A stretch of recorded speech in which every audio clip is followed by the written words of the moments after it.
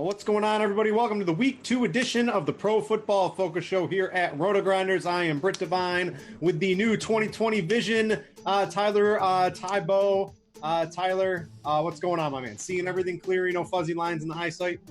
Yeah, I had a great week one. I think a lot of it was due to being able to see everything clearly. How'd you end up doing?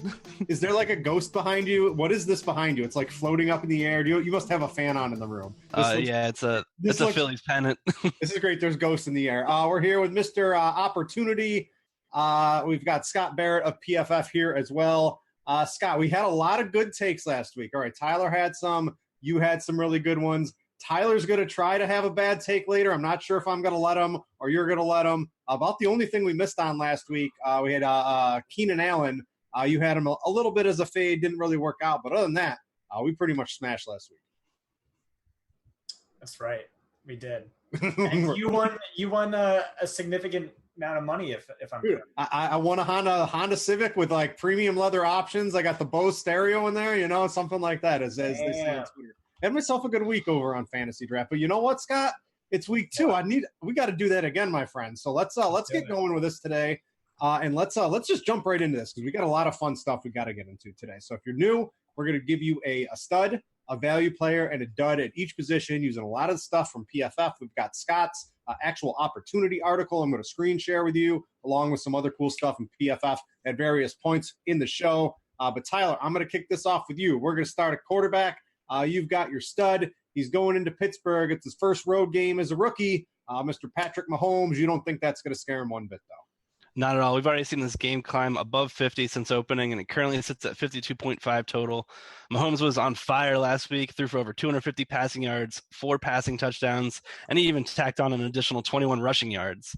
The Steelers team, I don't know, they historically play much faster at home, so I think this is a good chance for a shootout here. It's going to draw a lot of ownership, though, but I still think Mahomes is a very strong cash game and a great tournament option as well. Steelers onslaught, Chiefs onslaught. I'm with you. When I'm making my lineup builders, I'm not just putting Big Ben with one player. I'm stacking them with 2. I'm running it back. I just want as many versions of this game as I can get. I absolutely love Mahomes.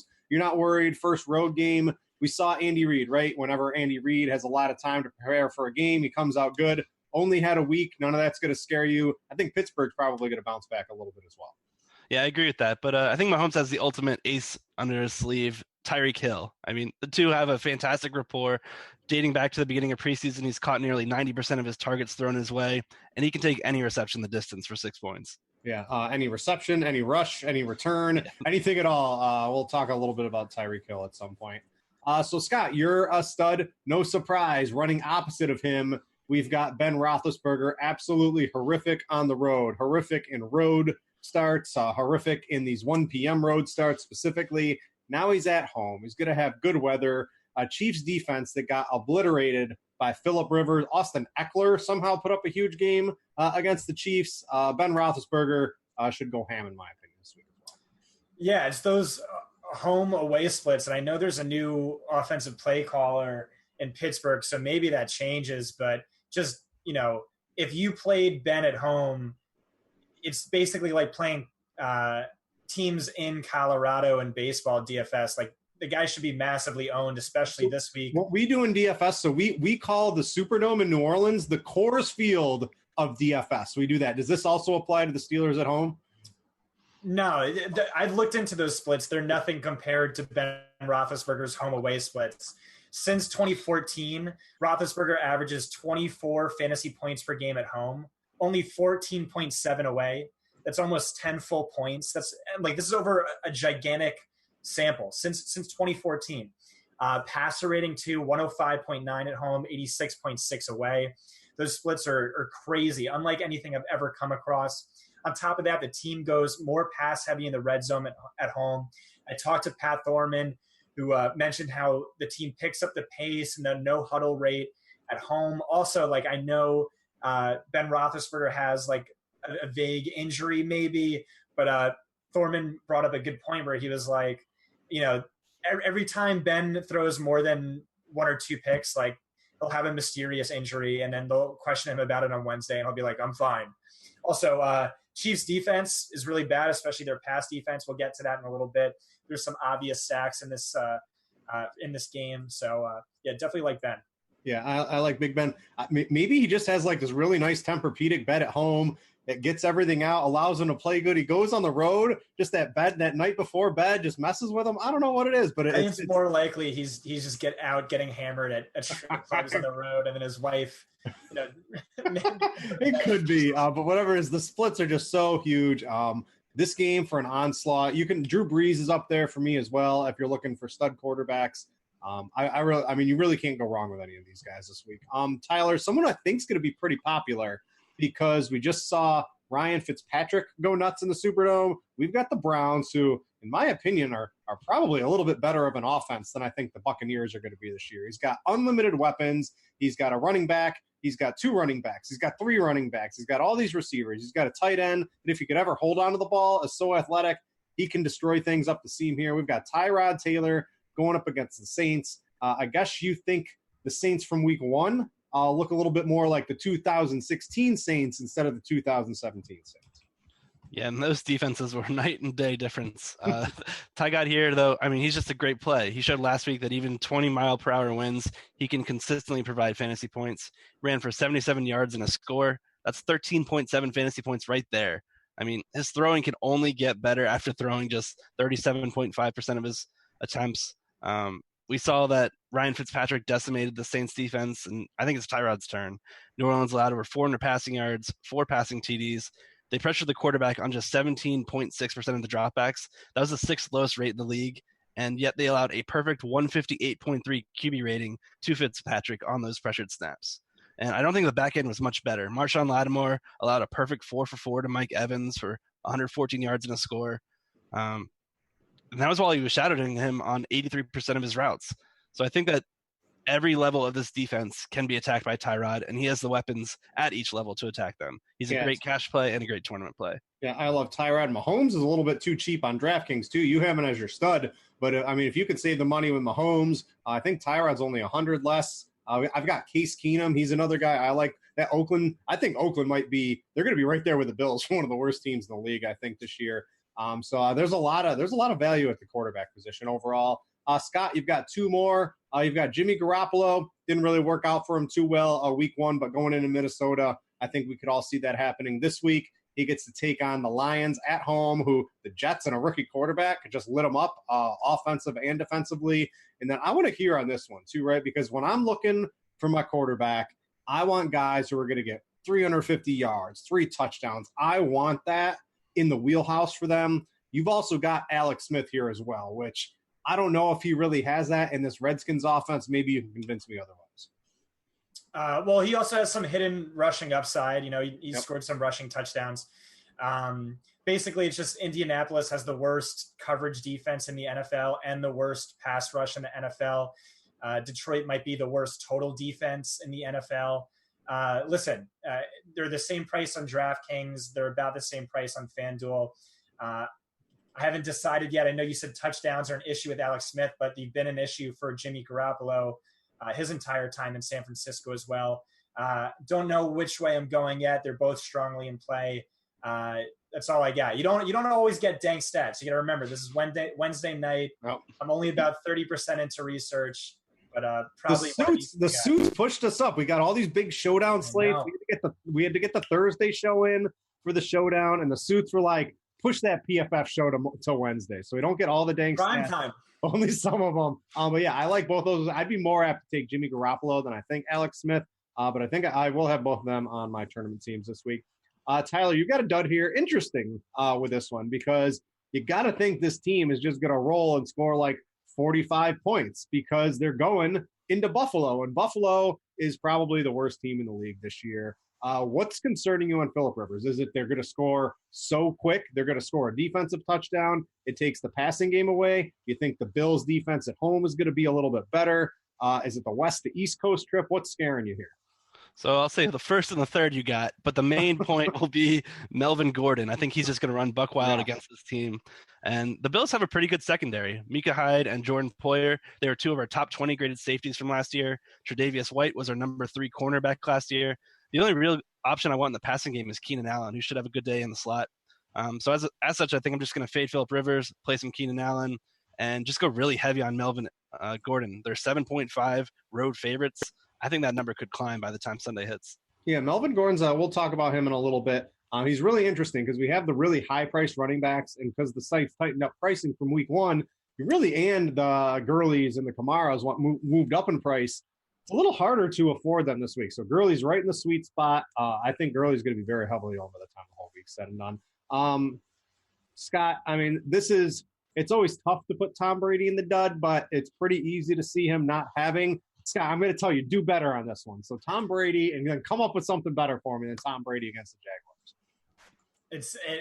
That's all I got right now. I told you, Wednesday night. He's a value trap on DraftKings where he's only 500 more than the other two guys I talked about. But, last year opposing quarterbacks averaged just 10.1 fantasy points per game in Jacksonville. It was like a 10 to 12 touchdown to interception ratio, less than 190 yards per game. Don't trust him this week with so many injuries and Edelman on suspension. This one's easy. Yeah, I have X Tom Brady out of my tournament results this week, so I completely agree with you on that one. All right, so we teased this last week, and we didn't really have too much to show you. So we're going to give Scott his own segment. He puts a lot of work behind the scenes in a PFF, right? He's one of the superstars over at PFF, hitting Twitter with all those stats all week long. So we're giving him the opportunity to showcase his actual opportunity article week in, week out here. So, Scott, I'm going to pull it up here on the screen share if I can find it for everybody. Devin, if you want to cue that up. And let's talk. I don't know. I'm going to give you 3 to 5 minutes here to go over what this is and some of your targets for week 2 based off your sheet here. Yeah, so this, in my opinion, is the best fantasy football stat ever invented.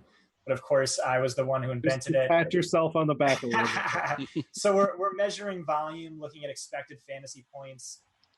Julio Jones had the best volume of any player in week 1 at any position. That makes a lot of sense. He had 306 air yards. That's 121 more than the next closest. 18 total targets, 3 end zone targets, 5 deep targets.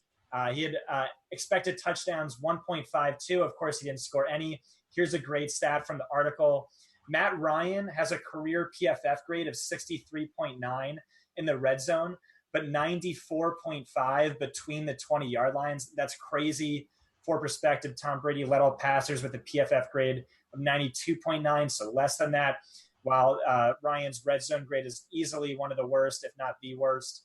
We can look at Jarvis Landry. He's another guy who surprised. His week 1 usage was better than in any week last season, and he finished 4th among wide receivers.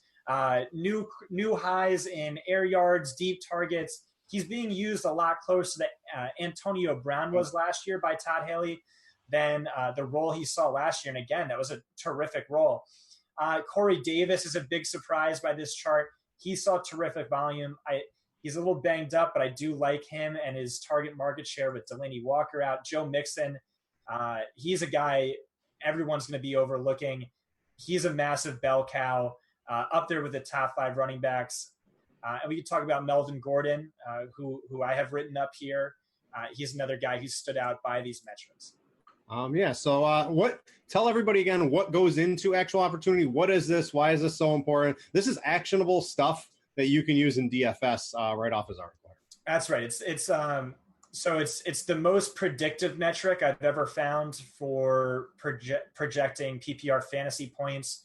It's based on an 11-year sample size of play-by-play data, where we try to calculate expected receiving fantasy points by distance from the end zone and depth of target. So, factors in like deep balls versus short passes, the expectation there, but also, end zone targets versus targets inside the 10, 20 yard lines, or a target that's like 60 yards back is going to be worth less comparably, of course. And then for rushing expected fantasy points, it's down in distance, 4th and 1 on the 50-yard line. You're not going to get too many yards or fantasy points. And also distance from the end zone, like rushing 13 yards out is basically the same as 33 yards out in terms of expected touchdowns and expected fantasy points. But people don't know that. So they're going to use red zone carries, even though, in my opinion, that's a pretty weak stat. So, yeah, Scott puts a lot of time into this, so I can get access to this. And if you just enjoy football, all the other stuff, I'm going to show you some more stuff at PFF. This is great stuff from Scott. I want to highlight it all year long because I'm going to be using some of it. Is Julio going to get like 4,000 targets again, Scott, right? Is that going to happen again? I think probably not, but that would be awesome. And then, of course, all the haters will be like, well, he's had 4,000 targets, but no touchdowns. And then I can't say anything because it's true. All right.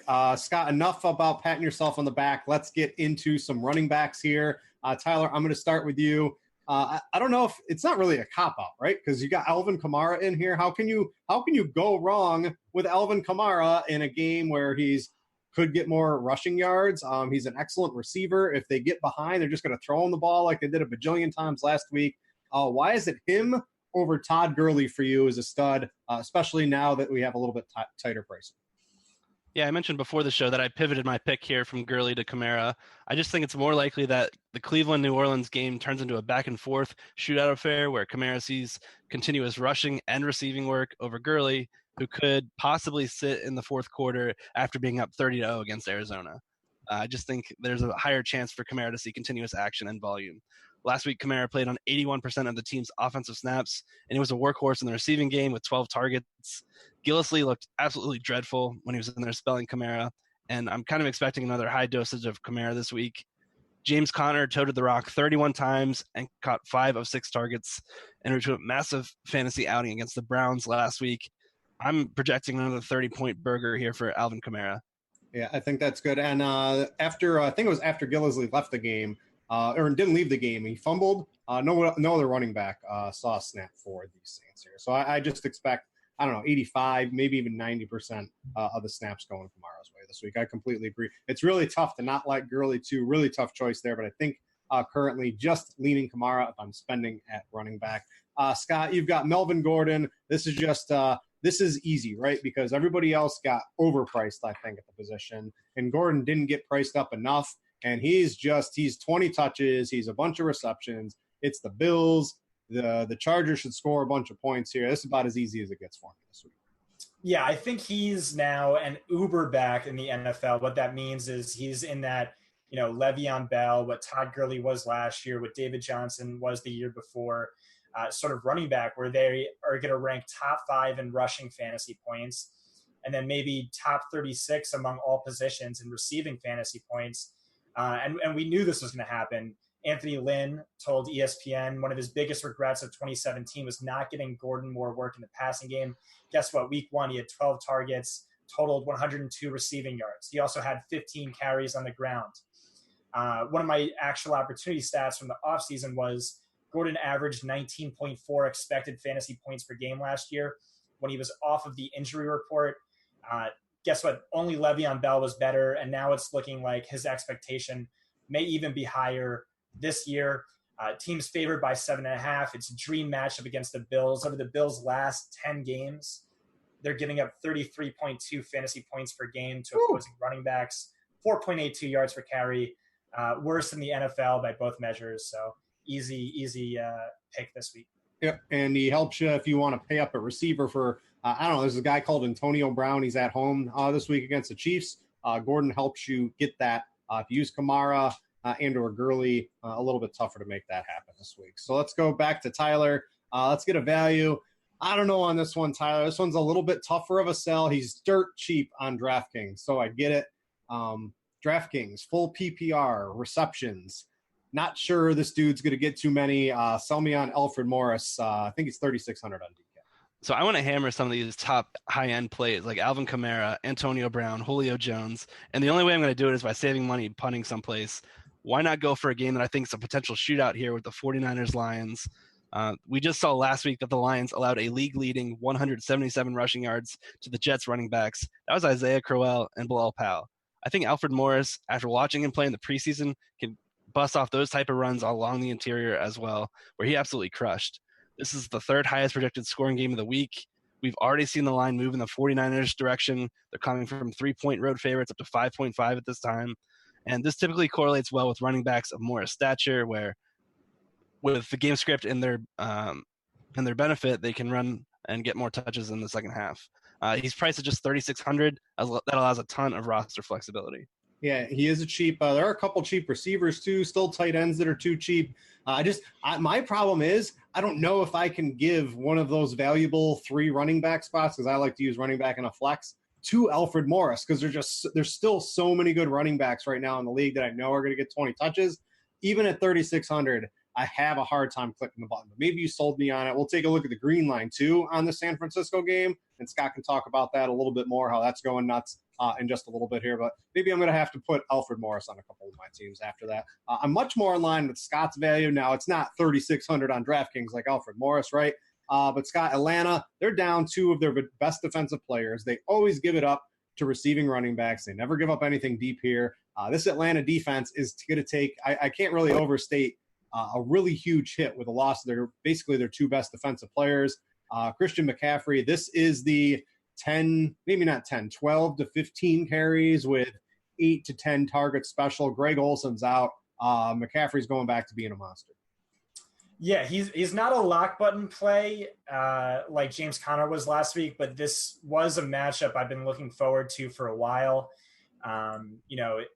He disappointed last week. At least that's what perception says. But I don't see that being the case at all. Dallas, very slow pace. We knew that going into the week. That's why I had Gordon over him last week on this podcast. But if you look at it on a market share or per snap basis, McCaffrey's usage actually was top 5 among running backs.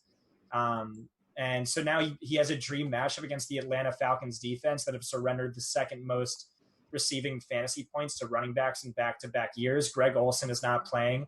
Guess what? McCaffrey averaged about 4 points better in terms of expected or actual fantasy points per game when Olson was off the field last year.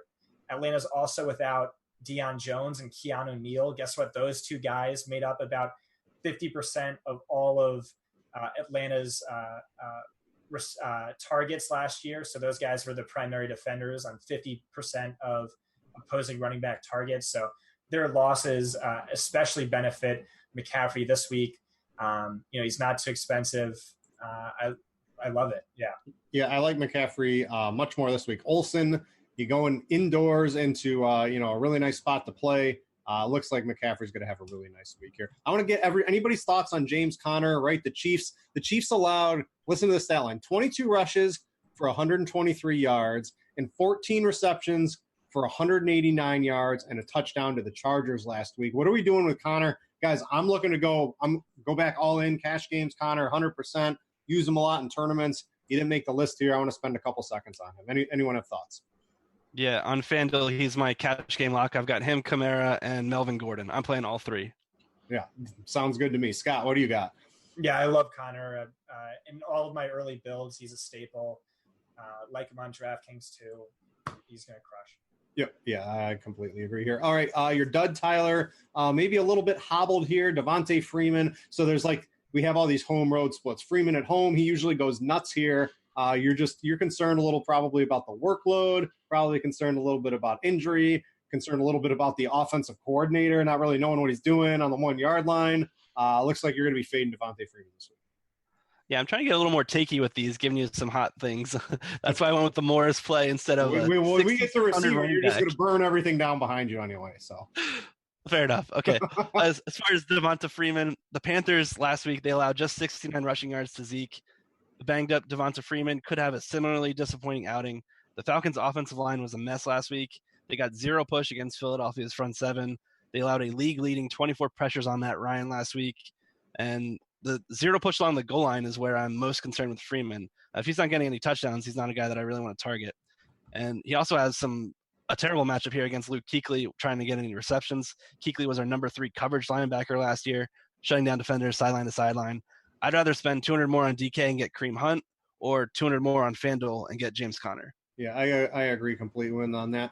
Scott, for sake of time, I'm just going to tell Jamal Williams is your dud here. Give me like 20 seconds on him. Why are we fading him? Hobbled Aaron Rodgers, not really getting too much work. Tough matchup overall. I agree, kind of stay away from him. Yeah, I just don't think he's good, and I think the matchup's atrocious. That's about it. Tyler's getting hot takey with these. I'm not, after you trash me for the Keenan Allen call that I stand by. So yeah, don't play Jamal Williams, but you weren't going to do that anyway. All right, so let's do some screen share. I got the green line up. So it's a big product, part of the more expensive Premium Stats 2.0 package here at PFF. Scott, we talked about this last week. We had the Patriots game, right? That was one we highlighted, and they just snuck it in. I think it was 6.5, and the Patriots won by 7 in that game. So we just snuck it in. I picked this game, and I want to focus on a couple of things here, mainly the over/under, because this opened, I think it was like 47 or 48. PFF currently has this as 51. So let's talk about some of the things that go into green line if you're into sports betting, as that kind of becomes more prevalent nationwide. And just your general thoughts on this game. We've talked about a couple of players already from it. Are you talking about me? I am. This is your turn, Scott. Yeah, so I actually got drunk last night, and I threw $500 down on the over, and I feel pretty good about it. And I actually think the market moved since I bet it. But like it a lot. I think Stafford might surprise. I think, like week one's weird. I wouldn't be surprised if he just comes out and is like, yeah, guys, you forgot I'm a top 10 fantasy quarterback this year. Just threw 3 touchdowns and 300 yards.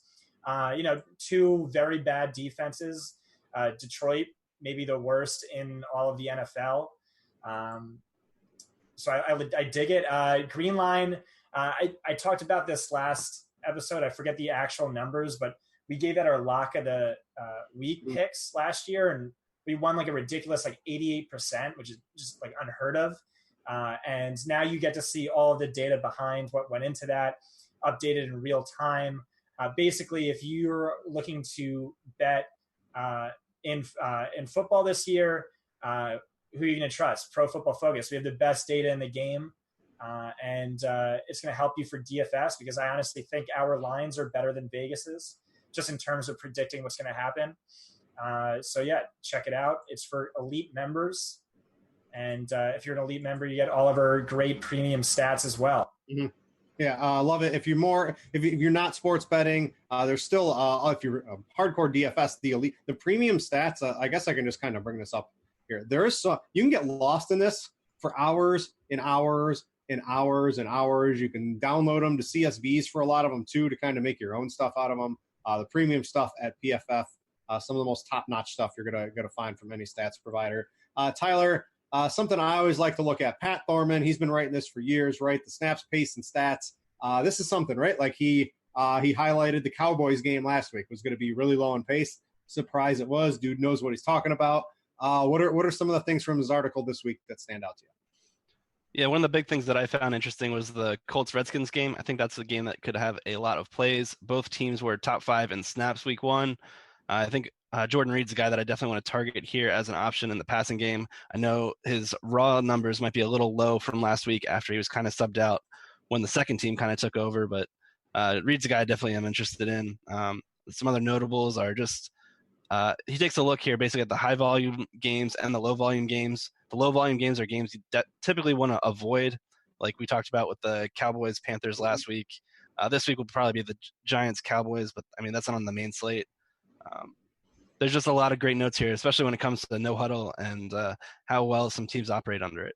Yeah, it's a great article. I read it every single week. And this is just I think it's $40 to get the edge instead of the elite at PFF. So if you just like football stuff, you want fantasy articles, you want the grades, you want to see all that stuff, all that's available at PFF for much less than the premium stuff that gets you kind of the green line and all that.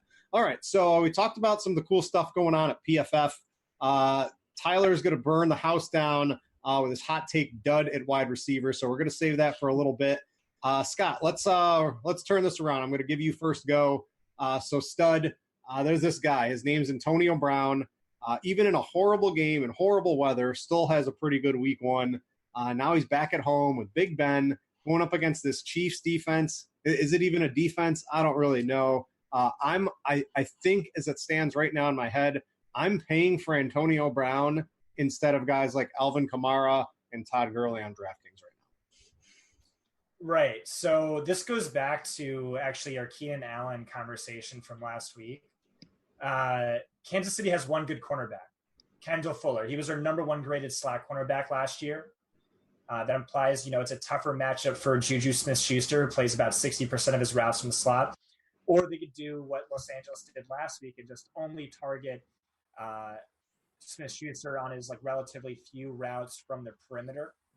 But I'm digressing here. Really, what I mean to say is that Kansas City's perimeter cornerbacks are atrocious, and actually, they're not even perimeter cornerbacks; they're slot cornerbacks. So over the past 2 seasons, each of Orlando Scandrick and Steven Nelson have spent at least 2/3 of their snaps in coverage when lined up in the slot.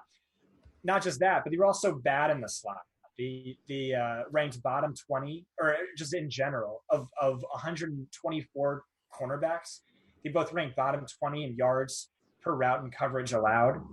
So what does that say? That says, Antonio Brown's probably going to eat Juju Smith-Schuster, relatively tougher matchup on 60% of his routes. Antonio Brown, extremely easy matchup against 2 bad corners who are not only bad, but they're playing out of position. There's also a number of different stats you can look at over Antonio Brown's last 6 games, playing on at least 30 snaps. This one's from Evan Silva. He's averaged 32.4 fantasy points per game since 2015 when Bell is inactive. That's 14 games. He averages 28.1 fantasy points per game, only 19.6 when Bell plays. He's still too cheap, especially relative to the massive ceiling and projection I'm giving him. Mm-hmm. I like your call. Yeah, try and fit him into lineups. I have Antonio Brown. And currently, now it's Wednesday. A lot of things change. He's in my cash game over the expensive running backs right now. Tyler, your stud, Julio Jones. 19 targets last week. I don't know if he's going to get that many again. But if Calvin Ridley isn't going to do anything and Sanu's not going to do anything, maybe they're just going to fire up every play to Julio Jones again. That sounds good. This is a beatable Carolina secondary, too. It's at home, indoors, no weather concerns. I'm looking – you can get leverage. Antonio Brown, I think, is easily going to be the guy at the top as well as one other player to be named a little bit later. But it looks like you're preferring to use Julio over that player to be named later. Yeah, why not both, girl? See, I'm all about the Antonio Brown and Julio starting both of my lineups with those 2 players and just building from there. The main reason is because Julio led all receivers in targets and yards in air last week. As Scott alluded to earlier, he was actual opportunities #1 player. He's averaged over 24 DK points over the last 3 years playing against the Panthers. Should run most of his routes against rookie Dante Jackson. He graded out as our number 81 cornerback following his debut last week against Dallas, and that was while trying to defend Terrence Williams and Deontay Thompson, number 81. By the time Julio's done with him, he'll probably be graded as number 181. The volume's there for Julio. That's where he's going to be deserved. Just the bottom, yeah. The volume's there for Julio. We just need Steve Sarkisian to get out of the way and hopefully let him score. Yeah, I like Julio quite a bit. I'm going to take Antonio over him. What is that? Just $400. I'll pay for Antonio Brown every single day over Julio, but in tournaments, I can get some leverage using Julio or a couple of these other guys just a little bit below him. Let's go back to Scott.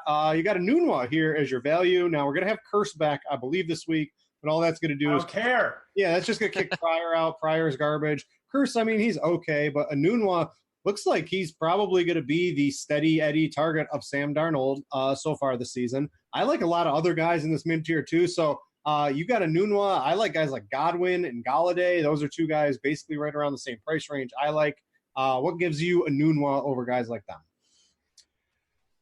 Over Godwin, I think it's just that it's not for sure that Deshaun Jackson's out, but he's definitely up there. I would imagine he will. In my mind, I'm assuming he's out right now. But that's why he wasn't written up. But I do like Enunwa certainly over Galladay. Basically, just, why are you intimidated by Curse? We've seen Curse play for years. He's just a guy. The Jets only threw the ball 21 times. And guess what? Enunwa ranked behind only Julio Jones in week 1 target market share with 45%. He ranked 6th best in expected fantasy point market share receiving. He's only 4,700 on DraftKings. He's 5,000 on FanDuel. That's just too cheap, and I'm just going to take that value every single time. Yeah, and you're going to have to expect the Jets to not blow out every team they face this season too, right? So there's probably going to be a couple more passes. Who else are they going to pass to? Robbie Anderson. He had a tough matchup against Slay, right? So he only got 1 target. I expect Robbie Anderson. He actually didn't. He didn't? They didn't have that matchup? No. I looked into it. Slay was only on him like maybe like 20.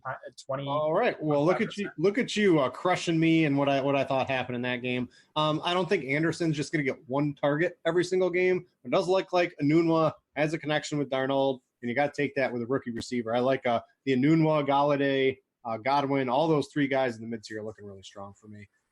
Tyler, you've got Cobb, which is interesting because we've got Aaron Rodgers hopping around on one leg. Is he going to play? Is he not going to play? I saw a couple things floating around on Twitter. Something about Cobb likes the shotgun with Aaron Rodgers. Is that what has you on Cobb right now? Yeah, I mean, it's obviously contingent on Rodgers playing and not worrying about his knee. But he was a DNP on Wednesday, so it's definitely something to monitor heading into the weekend. But he's coming off the heels of a 9 for 10 catch performance, catching 9 of his 10 targets, 142 yards and a score. And you kind of just have to like him. He was late to the price jump party due to them playing on Sunday Night Football, still priced very cheap. And in fact, his price across all platforms kind of just makes him an appealing target where I almost want to lock him in. Rodgers consistently looks his way when he's healthy. He's got a fantastic matchup here on the inside against rookie Mike Hughes, who allowed the 5th highest yards per route covered last week. Cobb is currently a top 7 value play on both DK and Yahoo, according to our DFS lineup optimizer, and I think he makes for a really strong cash option. All right, Tyler, take some deep breaths, right? Take some deep breaths. Get ready for your next segment, right? Because you're going to have to be prepared for this because me and Scott are not on board with this. So this is going to be you going solo on your next one here. Scott, you're dud. You got Chris Hogan. You had Tom Brady at quarterback. You're probably not going to play Chris Hogan. His matchup's just too tough. Yeah. Well, I went with the easy one because Tyler went the exact opposite. Yeah. So, all right. So let's just give this back to Tyler here. So Tyler's got Michael Thomas as his dud of the week. And I don't know about this one, Tyler. I'm going to let you talk about this. I mean, the Cleveland defense, I think it's going to be okay. They spent some draft capital on some cornerbacks that look like they could be okay. Kind of limited Antonio Brown when he was on him last week. I don't know if that's what doing it for you, but this seems crazy to want to fade Michael Thomas. So try to tell me what's going on here. Yeah, he's the number 2 price wide receiver on each site. But all right, hear me out, because a lot of this depends on the presumption of rational coaching, not something that the Browns have in spades. But if Cleveland wants to win this game, they need to do their best to eliminate Mike Thomas, and the only way to do it is by shadowing him with Denzel Ward. He was the number 4 pick last year, this past draft. He blanketed Antonio Brown the week before, ran step for step for him in coverage, limited him to just 14 yards after the catch on 5 receptions. Nobody does that. Antonio Brown's known for his yards after the catch. He finished that week as our number 6 graded cornerback, and that's after playing against Pittsburgh. If the Browns actually want to win this game and not just tie, they should utilize Ward in shadow coverage to eliminate Thomas. That means sliding Ward into the slot where Thomas ran over half his routes last week. I mean, Thomas can easily burn Brian Body Calhoun. He can easily burn Terrence Mitchell on the outside. The only way that the Browns have a shot at winning this game is if they shadow Michael Thomas with Denzel Ward. Rational coaching from the Browns. This is what we're relying on, Tyler. I watched Hard Knocks. I did not see a lot of that coming from Mr.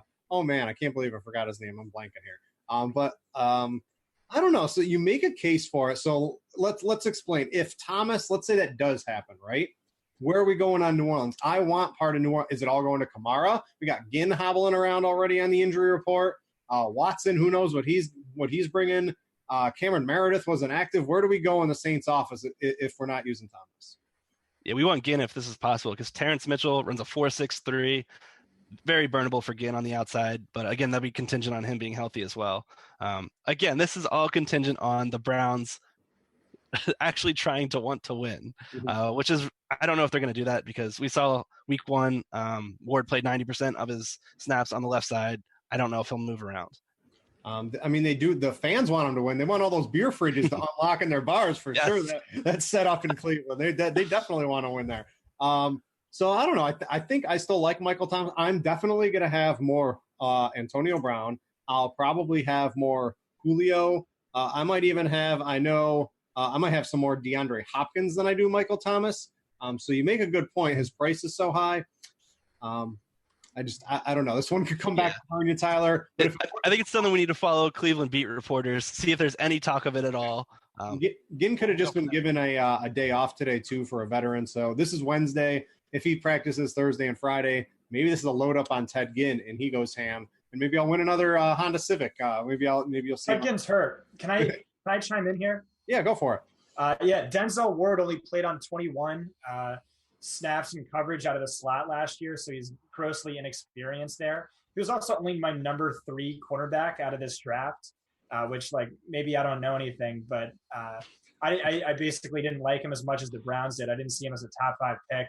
Michael Thomas, meanwhile, was our number one graded wide receiver last year. If there's a reason to fade him, after last week where he set the Saints franchise record in receptions, it's because, the Browns probably don't put up 40 plus points, and, game script doesn't really work in his advantage. But the cornerback doesn't worry me at all. I think he smashes, but I agree he's not a great play just in terms of pricing relative to the other top wide receivers on this slate. Yeah, like I'll be looking as the week progresses and the ownership kind of really gets dialed in by Jamino and the team here. If it's even remotely close between Antonio Brown and Michael Thomas, this is just more Antonio Brown. I'll be just loading up on Antonio Brown over Thomas. So let's go to tight end. We'll talk about a couple of those guys here. So, Scott, I'll stick with you on this one. So you didn't like Tom Brady, right? You didn't like Chris Hogan. But now you want to use Gronkowski here. So what's going on with Gronkowski? Jacksonville's just so good of a defense. They stop everybody. Is this just because last week Gronk was super high owned and came through, and now he's going to be like 5% owned because nobody's going to want to use him against Jacksonville? Jacksonville stops everybody, but nobody stops the Gronk. I get it. Jacksonville is the best cornerback duo in football, but like the Patriots have bad wide receivers, and we weren't going to play them. Jacksonville might not have Leonard Fournette, their typical workhorse to grind down pace and make things even uglier for opposing offenses, though New England does typically run at one of the highest paces in the NFL. New England might not have their goal line running back. What does that mean? Maybe they'll target Rob Gronkowski more heavily near the end zone. And keep in mind, Rob Gronkowski is the most efficient touchdown scorer of the past decade per my data, and it's not particularly close. Basically, it's just, it's Gronk. He's still relatively cheap in my projections. He's probably coming out somewhere around wide receiver 4 or wide receiver 5, but he's priced well below that because he's a tight end. I like James White in this game, and I do like Gronk. I really what's going to happen is I'm going to pay down at tight end because there's so much tight end value. But if you're going to pay up, and especially on FanDuel where I like him a little bit more, I'm going to go with Gronk. All right, Tyler, time to redeem yourself from your Michael Thomas fire take. Let's talk about our stud tight end. I can definitely get on board with this one. We've got Jordan Reed at home against the Colts. Anybody against the Colts. You could put me, any player that's on offense against the Colts until I'm noted otherwise is going to be a viable fantasy option for us. Oh, yeah, that pass funnel defense just invites a ton of targets as long as your name isn't Andy Dalton. We saw last week's blowout. He came through for us. Kind of. Last week's blowout was a really strange one for Washington's playmakers. They were able to ride out the win on the back of Adrian Peterson. Wasn't much need for passing, but prior to the blowout, Reed caught 4 or 5 targets, 40 yards and a score. The pricing algorithms still haven't really caught up to Reed being a key cog in Washington's pass attack.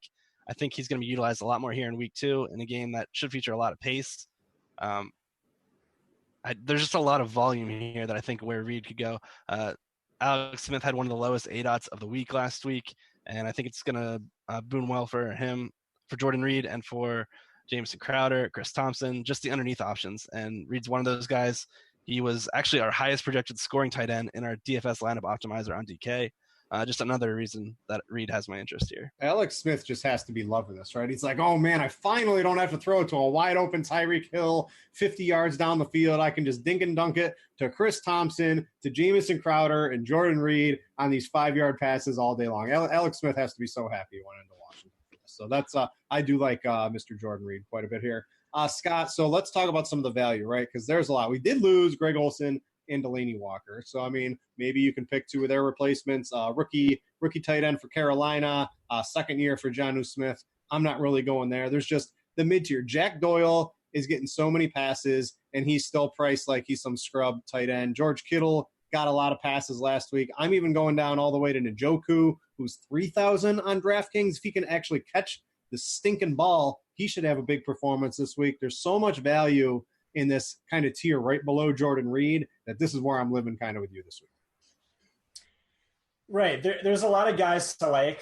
I think George Kittle's going to be massively owned this week. And it shouldn't be because he's a spark freak, because Sparks' hit rate on tight ends is like 0.1%, and that hit was Seth DeValve, who wasn't even a hit.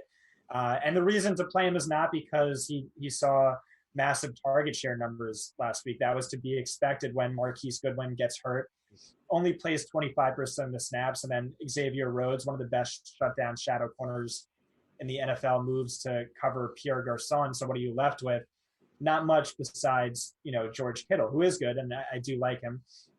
The problem with my pessimism there is the same thing with my pessimism regarding Jared Cook. I don't think it really matters because you're in the same exact spot this week, and maybe better.